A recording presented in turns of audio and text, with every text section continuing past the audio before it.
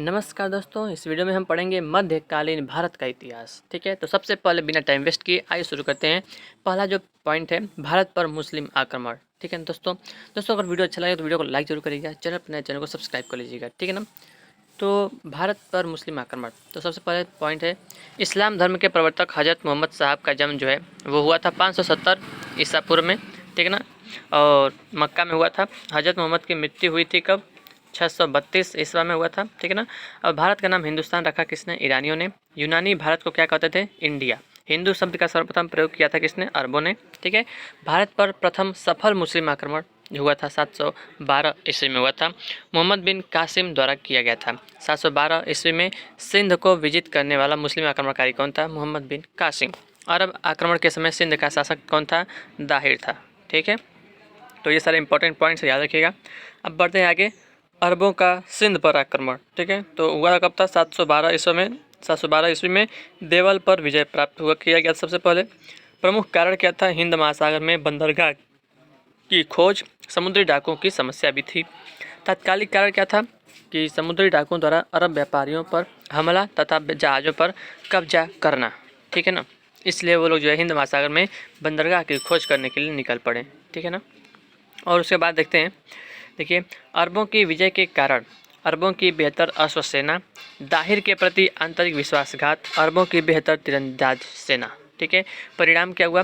तो राजनीतिक परिणाम क्या है? सिंध एक राजनीतिक क्षेत्र जिस पर अरबों का कब्जा हुआ।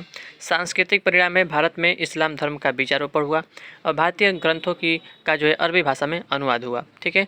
नोट, इतिहासकार स्टेनले लेनपुल अरबों के सिंध पर आक्रमण की घटना को महत्वहीन मानते हैं।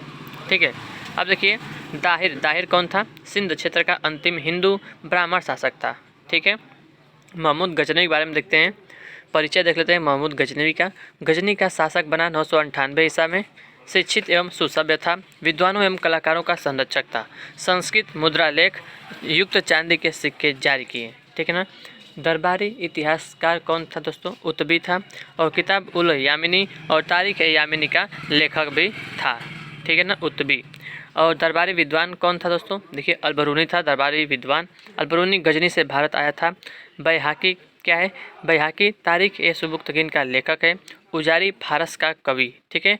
तुसी एवं ये दरबारी विद्वान थे। अलबरूनी जो है, अलबरूनी था, ये भारत जो है हमने गजनी से भारत आया था। बैहाकी कौन था? ये तारीख ए सुबुक्तगीन का लेखक था। ठीक है। उजारी फारस का कवि था। तुसी एवं उनसुरी खुरासानी विद्वान। ठीक है। असजदी और फारूकी, तो ये सभी जो है दरबारी विद्वान थे। ठीक है ना। देखिए यहाँ पर लेफ्ट साइड में अरोर या अरोड़ का युद्ध। ठीक है ना, तो स्थान ये हुआ कहाँ था युद्ध? सिंधु नदी के तट पर 712 ईस्वी में हुआ था। परिणाम क्या हुआ?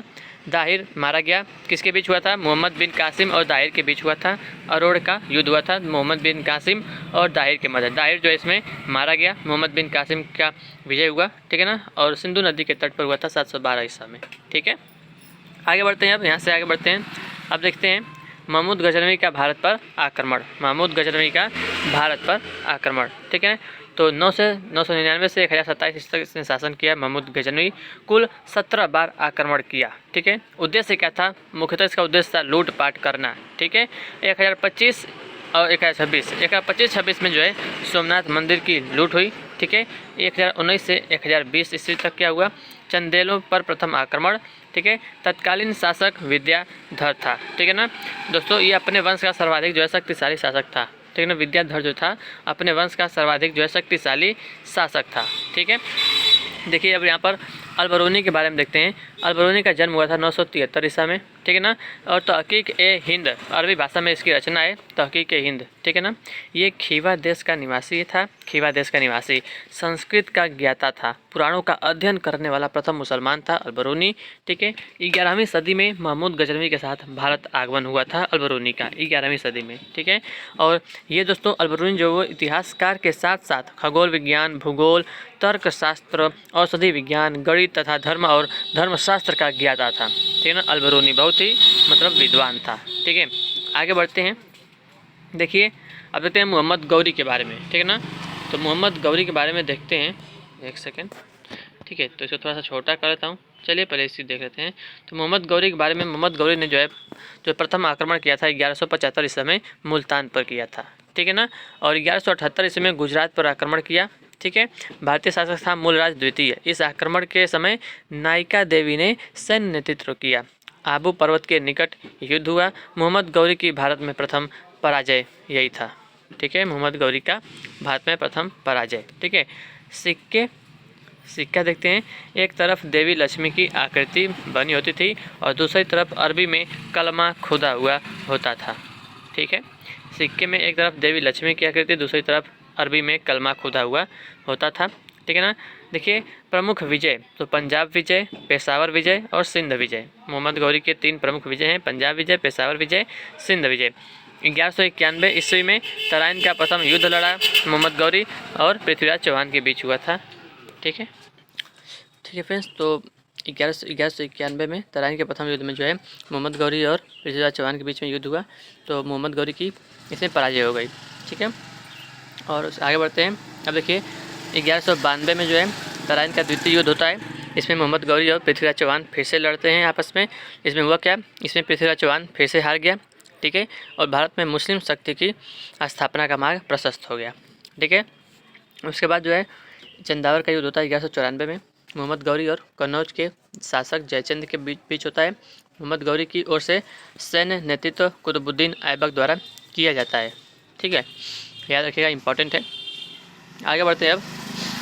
अब देखिए मोहम्मद गौरी, ठीक है। तो मोहम्मद गौरी 1206 ईस्वी में खोखरों के विरुद्ध अंतिम अभियान करता है और मोहम्मद गौरी के 3 उत्तराधिकारी थे, ठीक है ना। 3 लोग कौन कौन, कुतुबुद्दीन ऐबक था जो कि गुलाम वंश का संस्थापक कहा जाता है। दूसरा था नासिरुद्दीन कुबाचा, सिंध का शासक। और तीसरा है ताजुद्दीन यलदौज, गजनी का शासक, ठीक है ना। तो कुतुबुद्दीन ऐबक मोहम्मद गौरी के 3 उत्तराधिकारी थे, कुतुबुद्दीन ऐबक, नासिरुद्दीन कुबाचा, ताजुद्दीन यलदौज, ठीक है। आगे बढ़ते हैं, आगे देखते हैं। अब देखिए इख्तियारुद्दीन मोहम्मद बिन बख्तियार खिलजी, ठीक है ना। तो जिसे हम बख्तियार खिलजी कहते हैं, इसका पूरा नाम है इख्तियारुद्दीन मोहम्मद बिन बख्तियार खिलजी, ठीक है। तो देखिए, तो एक है बिहार विजय, एक है बंगाल विजय, ठीक है। तो सबसे पहले बिहार विजय की बात करते हैं। तो बिहार पर आक्रमण करता है और राजधानी उदंतपुरी पर कब्जा कर लेता है, ठीक है। तो बिहार विजय में इसने क्या किया, नालंदा और विक्रमशिला विश्वविद्यालय को नष्ट कर दिया। कौन, बख्तियार खिलजी, ठीक है। बिहार विजय करता है, बिहार पर आक्रमण करता है और राजधानी उदंतपुरी पर कब्जा करके नालंदा और विक्रमशिला विश्वविद्यालय को नष्ट कर देता है, ठीक है। और बंगाल विजय में क्या होता है, देखिए बंगाल पर आक्रमण करता है और लखनौती को राजधानी घोषित करता है, ठीक है। और तत्कालीन शासक लक्ष्मण सेन जो है वो बिना युद्ध किए ही भाग गया और जाकर जो है पूर्वी बंगाल में शरण ले लिया इसने, ठीक है ना। तो कौन था जो तत्कालीन शासक था, लक्ष्मण सेन बंगाल का, ठीक है। बिना युद्ध किए ही भाग गया और पूर्वी बंगाल में जाकर जो है वो शरण ले लिया, छिप गया, ठीक है। आगे बढ़ते हैं। देखिए राजपूतों की हार के कारण। तो देखिए राजनीतिक कारण क्या था राजपूतों की हार का, राजनीतिक विखंडन था, राजपूतों में एकता का अभाव था, कन्नौज हेतु त्रिपक्षीय संघर्ष में भागीदारी, ठीक है। सामाजिक सांस्कृतिक कारण क्या है, राजपूतों का आदर्शवादी होना, शत्रुओं को क्षमादान देना और जाति प्रथा, ठीक है। तो ये सामाजिक सांस्कृतिक कारण है, ठीक है। उसके बाद सैन्य कारण देखिए, अस्थायी सेना का अभाव, सामंतवाद, युद्ध की पारंपरिक विधि का अनुसरण, ठीक है। और उसके बाद देखिए धार्मिक कारण क्या था, धर्म यानी कि नैतिक नियमों की अखंड रक्षा, तुर्कों की भांति धार्मिक उन्माद में न होना, ठीक है। तो ये राजपूतों की हार के प्रमुख कारण थे, राजनीतिक कारण, सांस्कृतिक कारण, सैन्य कारण और धार्मिक कारण, ठीक है। तो इन सब के कारण जो है राजपूत जो है वो राजपूतों का जो वंश था वो उतना चला नहीं, ठीक है ना। उसके बाद बढ़ते हैं। देखिए महत्वपूर्ण तथ्य देखते हैं। देखिए अलप्तगीन यामिनी वंश का संस्थापक था, याद रखिएगा।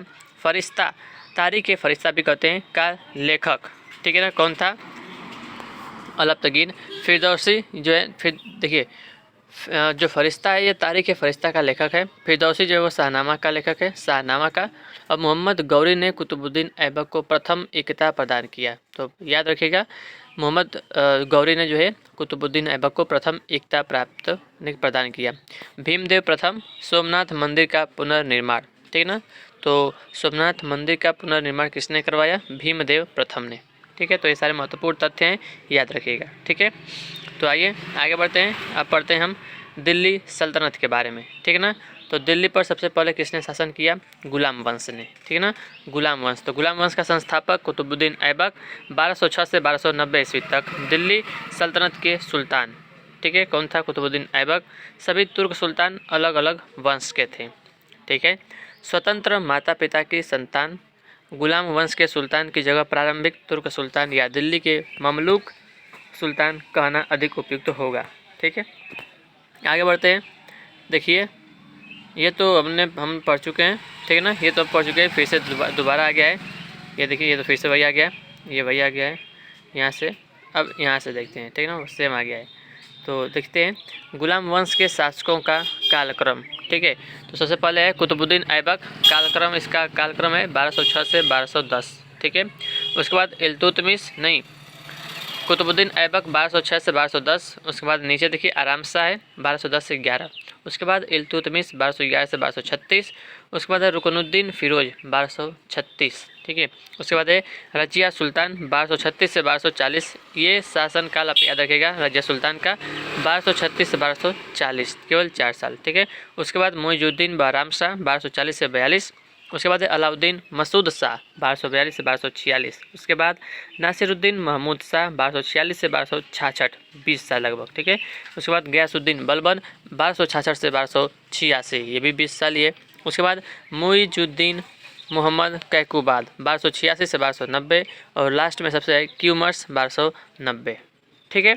तो सबसे पहले कुतुबुद्दीन ऐबक, आराम शाह, इल्तुतमिश, रुकनुद्दीन फिरोज, रजिया सुल्तान, ठीक है, मुइजुद्दीन बहराम शाह, अलाउद्दीन मसूद शाह, नासिरुद्दीन महमूद शाह, गयासुद्दीन बलबन, ठीक है।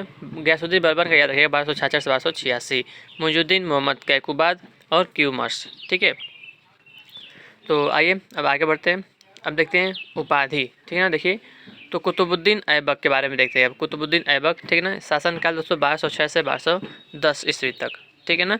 देखिए इसको कौन कौन सी उपाधि मिलती है कुतुबुद्दीन ऐबक को? कुरान ख्वां की, कुरान ख्वान की, ठीक ना, ख्वां, सुरीले स्वर में कुरान पाठ, ठीक है। और लाख बख्श जो है अधिक दान करने के कारण मिला नया नाम। तो अधिक दान करने के मतलब ये बहुत अधिक दान करता था, ठीक ना, इसलिए इसका नाम जो है लाख बख्श पड़ गया, ठीक है। और सुरीले स्वर में कुरान का यह पाठ किया करता था, इसलिए इसको जो है कुरान ख्वान की जो है वो उपाधि मिली, ठीक है। और देखिए ऐबक के समकालीन विद्वान, इस जो कुतुबुद्दीन ऐबक थे इसके समकालीन विद्वान कौन कौन थे? देखिए ऐबक के समय के इतिहासकार हसन निजामी, ताज उल मासिर की रचना, और फ़ख्रे मुदबिर, सजरा ए अनसब, ठीक है। कुतुबुद्दीन ऐबक के बारे में परिचय देख लेते हैं। तो कुतुबुद्दीन ऐबक जो है वो गुलाम वंश का प्रथम शासक था, ठीक है। ये तुर्क जनजाति से संबद्ध रखता था।